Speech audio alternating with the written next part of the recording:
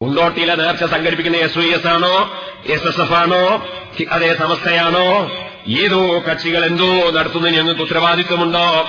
നേർച്ചകളിലെ അനാചാരങ്ങൾക്കെതിരെ, അനാചാരം നടത്തുന്ന നേർച്ചയ്ക്കെതിരെ ഞങ്ങൾ ശബ്ദിച്ചത് മുഴുവനും ഞാൻ എന്റെ പ്രസംഗത്തിൽ അതേ 940 കാലങ്ങളിൽ തന്നെ ബഹുമാനപ്പെട്ട MA ഉസ്താദ് എഴുതിയത് അൽബയാൻ പത്രം നോക്കി ഞാൻ വായിച്ചില്ലേ? അതിൽ എന്റെ ഒരു അക്ഷരം തെറ്റിപ്പോയതാ മൗലവിയെ തെറ്റി കണ്ടത്. ഓക്കെ ഉസ്താദ് അടക്കം ഒപ്പിട്ടുകൊണ്ട് നേർച്ച ഉറൂസ് ചന്ദനപ്പടം ഉത്സവം വസ്തുതകളും യാഥാർത്ഥ്യങ്ങളും എന്ന പേരിൽ എഴുതി ഈ പുസ്തകം ഞാൻ പ്രദർശിപ്പിച്ചില്ലേ? ഞങ്ങൾ നേർച്ചകളിലെ അനാചാരങ്ങൾക്ക് അനുകൂലമാണോ? മൗലവിക്ക് മറുപടി പറയാൻ കഴിയാഞ്ഞിട്ട് കുറെ തോന്നിവാസങ്ങൾ നടക്കുന്ന നേർച്ചകൾ, ഇവിടെയിലെ പട്ടാമ്പിയിലെ ഒരു നേർച്ച, അതേ മണത്തലയിലെ ഒരു നേർച്ച, അതേ അതുപോലെ കുണ്ടോട്ടിയിലെ ഒരു നേർച്ച, മുസ്ലിം സഹോദരിമാരെ സഹോദരന്മാരെ, അവിടങ്ങളിൽ നടക്കുന്ന ഹറാമുകളിൽ നിങ്ങൾ പോയി പങ്കെടുക്കരുത് കേട്ടോ.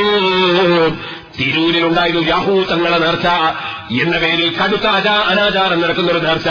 ഈ പാവപ്പെട്ട ഞാൻ SSFന്റെ പരിപാടി സംഘടിപ്പിച്ച് അതിനെതിരെ ശക്തിയായി പ്രസംഗിച്ചതിന്റെ പേരിൽ ആ നേർച്ചയിൽ അനാചാരം നിർത്തിയിട്ട് അന്ന് എന്റെ സ്റ്റേജിൽ പങ്കെടുത്ത മുത്തവല്യ തന്നെ ആ അനാചാരം നിർത്തിയിട്ട് പിന്നെ സദാചാരമാക്കി മാറ്റി. പിൽക്കാലത്ത് ഞാൻ അവിടെ പോയി വേദ പറഞ്ഞിട്ടുണ്ട്. ഞാൻ പറഞ്ഞു വരുന്നത്, ഞങ്ങൾ ഒരു നിലക്കും അംഗീകരിക്കാത്ത ഖബറുകൾക്ക് സമീപത്ത് പല സ്ഥലങ്ങളിലും നടക്കുന്ന അനാചാരങ്ങളിലെ, അതേ തെറ്റായ കാര്യങ്ങളിലെ, മയിൽപീലിയെടുത്ത് തലക്കുഴിയുന്ന ചില സ്ഥലങ്ങളിലെ, സ്ത്രീകൾ തലമറക്കാതെ ഖബറിന്റെ ചുറ്റുഭാഗവും ഓടിക്കളിക്കുന്ന ശൈത്താനിളകളില്ലേ, അതുപോലെ അന്യപുരുഷന്മാരുള്ള സ്ഥലങ്ങളിലേക്ക് അന്യ സ്ത്രീകളെ, ശൈത്താനിളകുന്ന സ്ത്രീകളെ, മാനസിക രോഗമുള്ള സ്ത്രീകളെ കൊണ്ടുപോയി മഖ്ബറയുടെ സമീപത്ത് കൊണ്ടുപോയി നിർത്തിയിട്ട് കുടുംബക്കാർ വീട്ടിലേക്ക് നാട്ടിലേക്ക് നടന്നു പോകുന്ന കടുത്ത തെറ്റില്ലേ?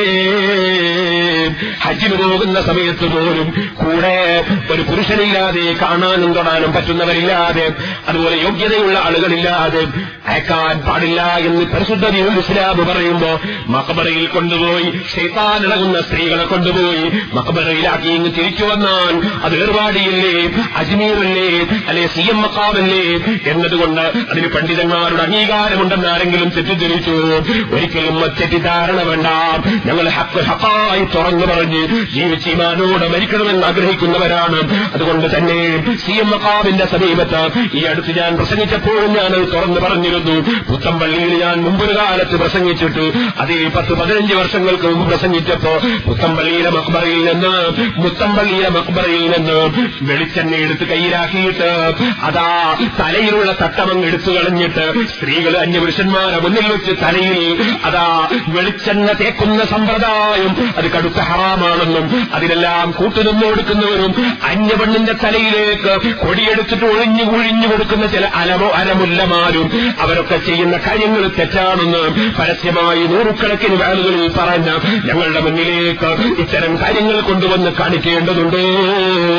ഖുർആനും ഹദീസും കൊണ്ട് ഞങ്ങളുടെ മുന്നിൽ പിടിച്ചു നിൽക്കാൻ കഴിയില്ലെന്ന് തോന്നുമ്പോ ഇമാമിങ്ങളെ കിതാബുകൾ ഞങ്ങൾ ഉദ്ധരിക്കുമ്പോ ഞങ്ങളുടെ മുൻഗാമികൾ ആയ പണ്ഡിതന്മാർ ഇവിടെ പഠിപ്പിച്ച ആശയങ്ങൾ പറയുമ്പോ നിങ്ങൾക്ക് പിടിച്ചു നിൽക്കാൻ കഴിയാത്തതുകൊണ്ട് നിങ്ങൾ തന്നെ കൂറുചേർന്ന് നടത്തുന്ന അനാചാരങ്ങൾ മുന്നിൽ കൊണ്ടുവന്ന് കാണിച്ചിട്ട് കാര്യമുണ്ടോ?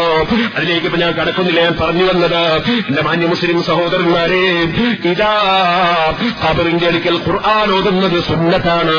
ഇമാം ശാഫിഈ റളിയല്ലാഹു അൻഹു പറഞ്ഞിട്ടുണ്ടെന്ന് ഇമാം നവവി റഹിമഹുല്ലാഹ് ശറഹുൽ മുഹദ്ദബിൽ പറഞ്ഞില്ലേ? ഖബറിന്റെ അടുക്കൽ ദിക്ർ ചൊല്ലുന്നത് നല്ലതാണ്, സ്വലാത്ത് ചൊല്ലുന്നത് നല്ലതാണ്, അതുപോലെ ഖബറിന്റെ അടുക്കൽ വഅദ് പറയുന്നത് നല്ലതാണ്. ബാബു മൗഇദത്തിൽ മുഹദ്ദിസീൻ ദൽ ഖബരി വഉദി അസ്ഹാബിഹി ഹൗലഹു. ബുഖാരിയിൽ ഒരു അധ്യായമല്ലേ ഖബറിന്റെ അടുക്കൽ വഅദ് പറയുന്ന അധ്യായം. നബി സല്ലല്ലാഹു അലൈഹി വസല്ലം തങ്ങൾ സഅദ് റളിയല്ലാഹു അൻഹു മഖ്ബറയിൽ വെച്ച് ദിക്ർ ചൊല്ലിയില്ലേ?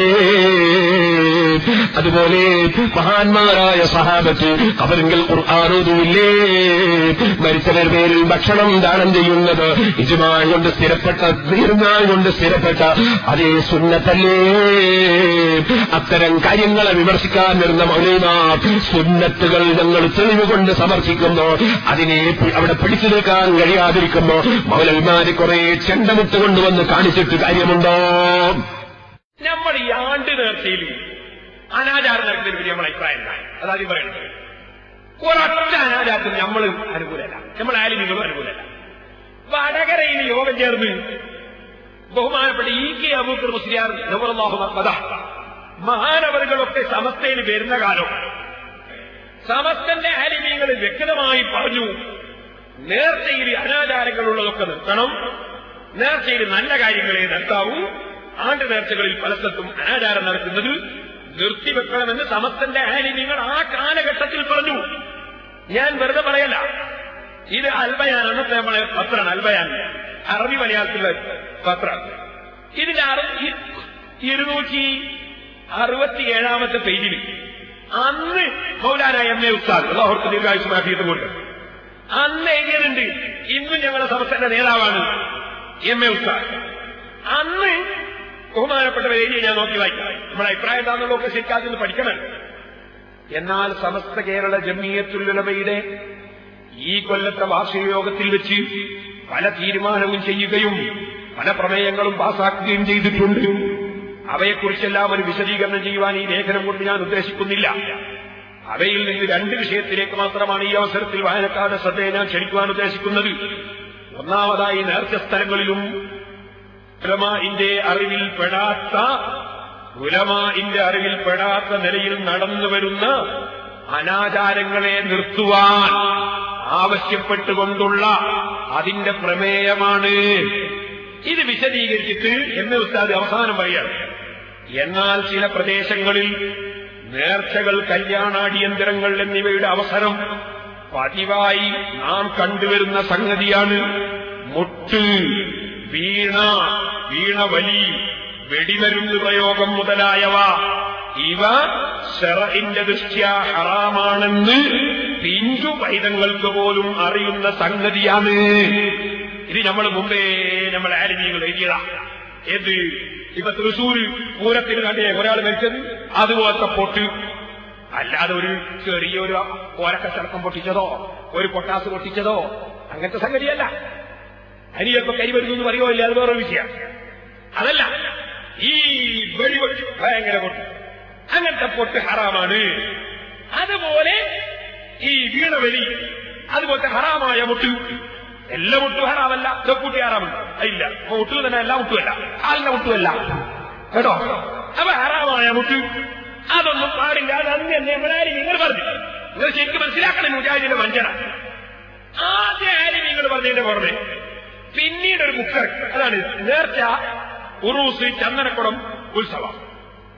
ഈ പുസ്തകം നമ്മളെ ആലിമീങ്ങൾ ഉസ്താദിന്റെയും കൂടി ഉസ്താദാണ്. ഓക്കെ ഉസ്താദ്, അല്ലാഹു ഖബറിനെ സന്തോഷത്തിലാക്കട്ടെ, ദർജയേറ്റി കൊടുക്കട്ടെ.